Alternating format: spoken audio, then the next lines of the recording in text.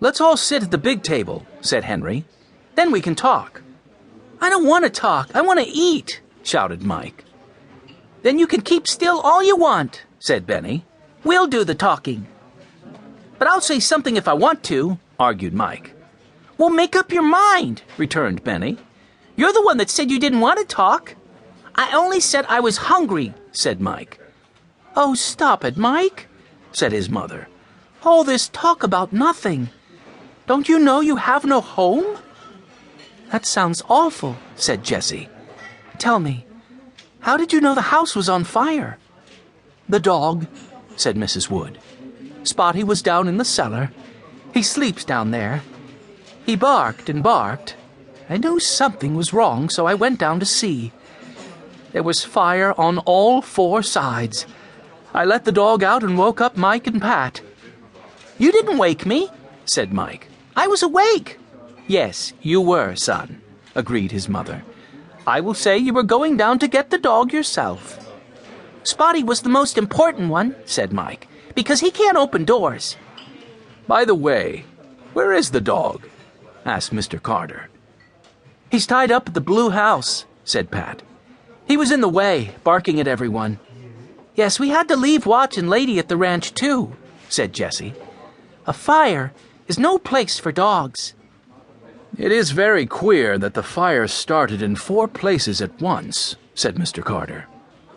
"I wonder if anyone set the fire," said Henry. "Oh, no!" cried Mrs. Wood. "Why would anybody set fire to our house?" "What do you plan to do now, Mrs. Wood?" asked Mr. Carter. "I really don't know," she answered. "I'm staying in the blue house with my good neighbor, Mrs. Smith, for tonight." Breakfast came then. The 8 hungry people went to work on the bacon and eggs, toast and cereal and milk. For a minute the restaurant was very still.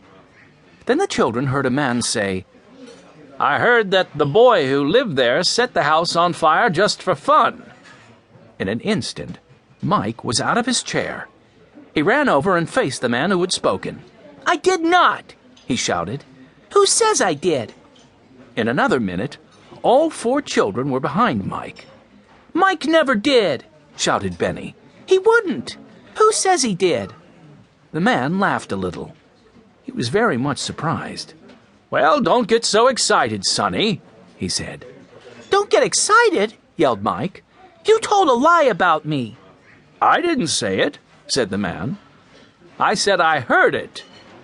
Then Henry spoke. "Can you tell us who told you? You must know this story is very bad for Mike." "Well, well," said the man. "You're not afraid to stand up for a friend, are you?" "No, sir," said Henry. Jessie said, "Mike likes fun, yes. He gets into trouble, but he would never set his own house on fire."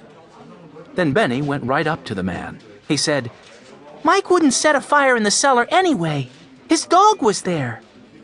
"So his dog was there," repeated the man. "That settles it. I believe you." "Who told you?" asked Mike.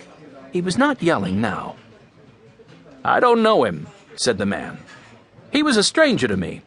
He stood beside me in the crowd, watching the fire. I think that he wore a blue hat."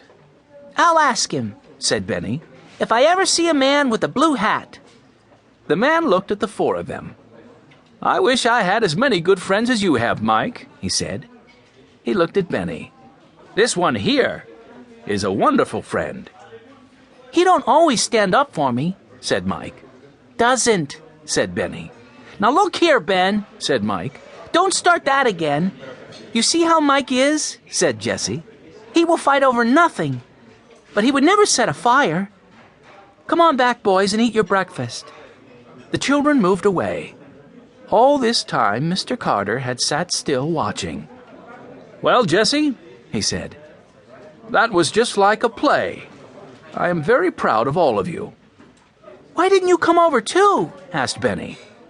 "You didn't need me," said Mr. Carter, laughing. "You children did it much better than I would.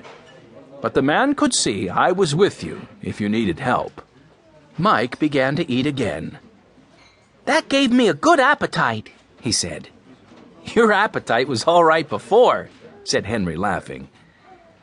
I like to have you with us, Mike, said Violet, laughing. Now, if you weren't here, I couldn't eat my breakfast at all. That's right, said Henry. She couldn't.